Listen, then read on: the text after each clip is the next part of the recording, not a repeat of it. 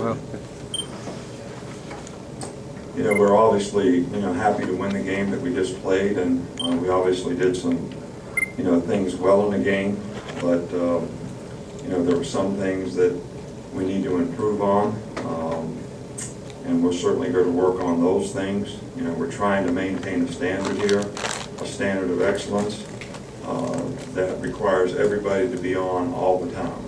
That's every day in practice and in preparation, every game that you play, every play that you play. You're either gaining ground or losing ground. You either get better or you get worse. You don't stay the same. And, those are things that we really want to emphasize with our players right now, which the focus is the things that we didn't do well, we need to learn from and get better at. I think some of those things in general, even though we made some improvements on special teams, I still think we need more consistency. We have not made special teams an advantage for us in terms of the recurrent game, whether it be penalties or lack of execution, and that's an area that we need to continue to improve on, and still need to clean up some mental errors on the defensive team. And offensively, we had a couple of critical penalties in the red area that probably affected our chances of scoring. Didn't convert a 2-minute drive because of a sack. Just things like that right before the half that make a big difference in the game. There's a lot of good things that we did.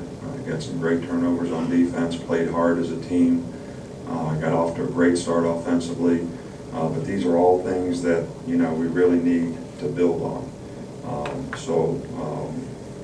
We just got to be more consistent in every part of what we do. We had some players of the week. I understand Trent was a co-player of the week offensively in the league. DJ Fluker did a very good job in the game as well. Defensively, Mark Barron and Robert Lester. I understand, Mark Barron got some honor as well. And special teams, Julio Jones did a really good job, not only in punt return, but on the other things that he's involved in, whether it's kickoff return or being a gunner on the punt team. From an injury standpoint, Chris Jordan and James Carpenter will probably be limited today. Mark will practice today. We'll limit his reps just to see how he gets back into it and how he does. Courtney Upshaw we'll do the same thing with, even though he played a few plays in the game. We didn't feel like it was in his best interest to continue, but we might set him back. So from that standpoint,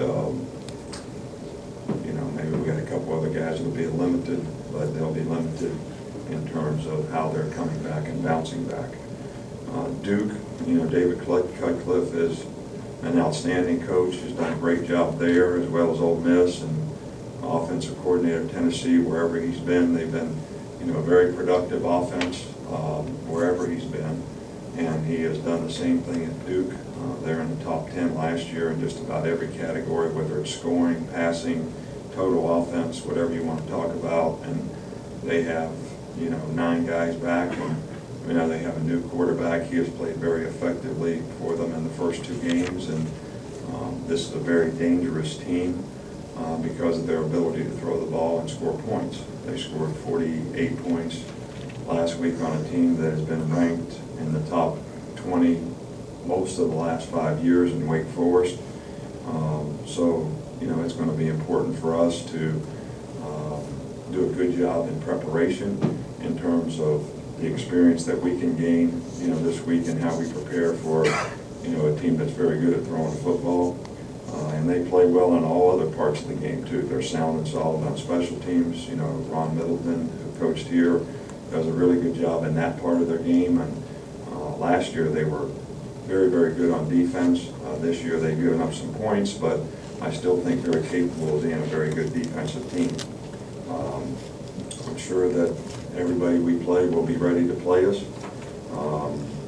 They're a very well-coached team.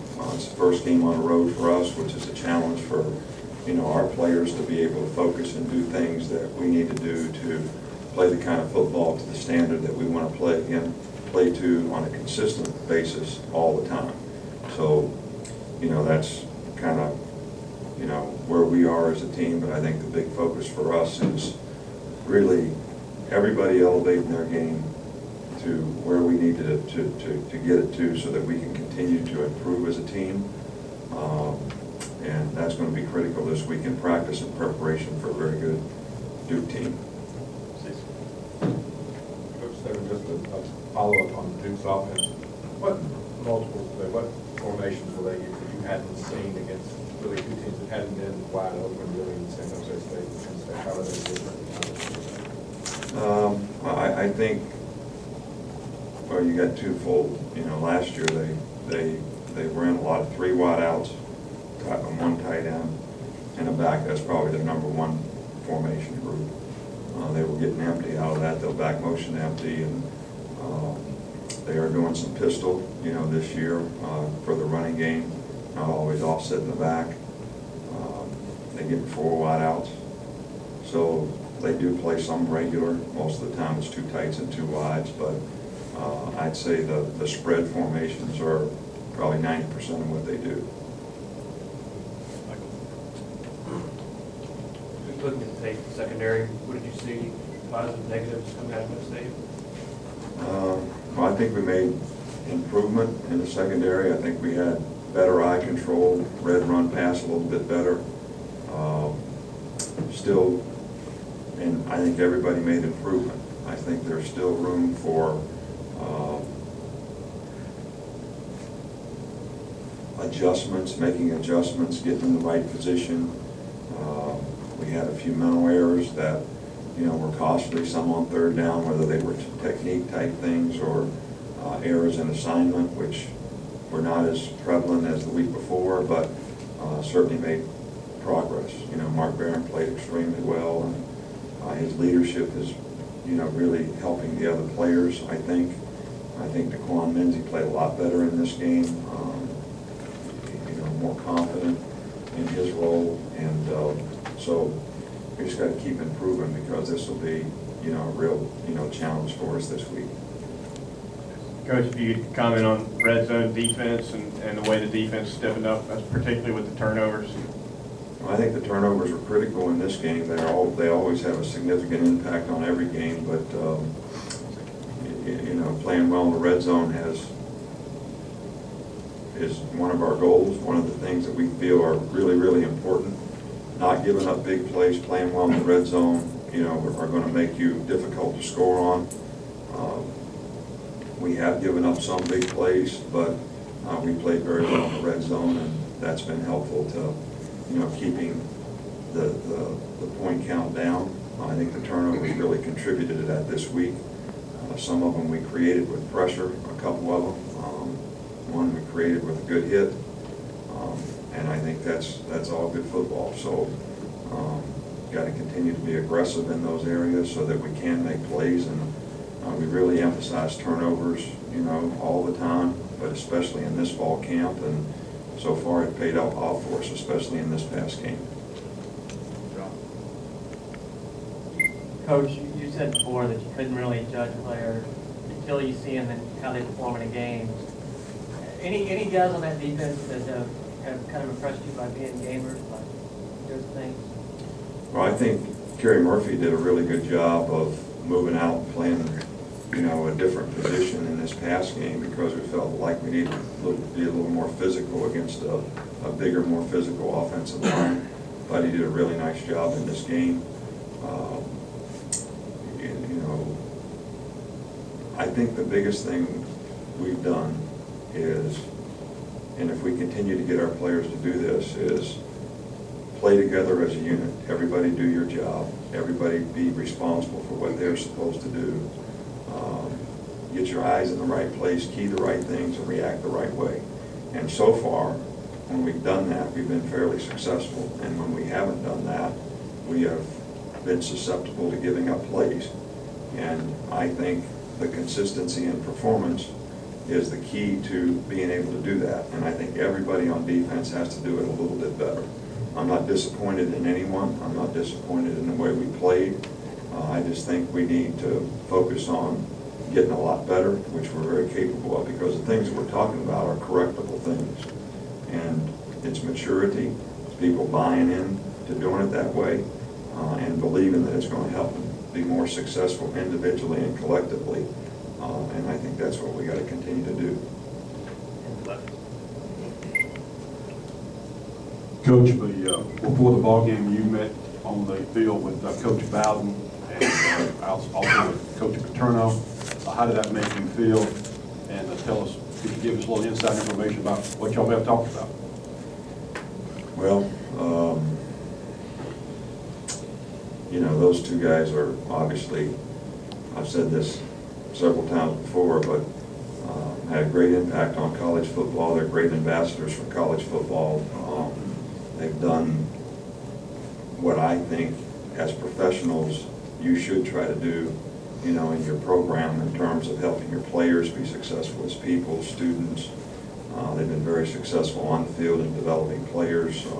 All care about their players after they leave the programs, and I just think that those guys are icons, you know, in our profession. And I never personally thought that I would ever be standing on the field talking to either one of them, let alone both, you know, together.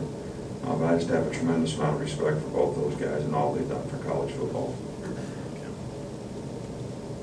Hey, Coach. I wonder if you talk about Ed Stinson's progress and how he did Saturday night. Well, he did, you know, good and bad. You know, like most players do the first time they get a chance to play. He made some very, very good plays, and he played hard. He was physical and aggressive, and you know, there were times when he got a little bit confused and made a few mental errors. But we're pleased with his progress, and it's probably a good opportunity for him to get in against a good football team and get some experience in how to play and what it takes to play. But he did a nice job for us. One more, if I could. You've told us that Julio has changed the culture for the running backs, the way things are done around here. The receivers. Yeah, sorry about that. We've seen him make plays. Can you tell us a little bit more? I mean, his impact off the field, I guess, is Well, I think what I was speaking of is really not what he does in the game on the field in terms of his ability to make plays, but it's how he works every day, the toughness that he has, you know, the attitude and preparation, being a hard worker. You know, we're very fortunate here that our best players have been very good people. Whether you look at guys from last year, whether it's Javier Arenas, Rolando McClain, Kareem Jackson, whether it's Trent, Mark, Julio, Mark Barron, Hightower, you know, those guys are all really good people. They've got the right stuff character-wise, and they're very good players. And I think that, you know, that has a tremendous impact on, first of all, the other people in your group, but also on your unit. And, you know, Julio and receivers are sometimes guys who they should want the ball. I mean, no doubt. But sometimes can be affected a little when they don't get the ball and don't see other parts of what they do as important to the success of the offense. And, you know, Julio, because he's such a good blocker, physical, tough, you know, that's sort of permeated that throughout the group. And I think that's one of the reasons we have as many long runs as we do.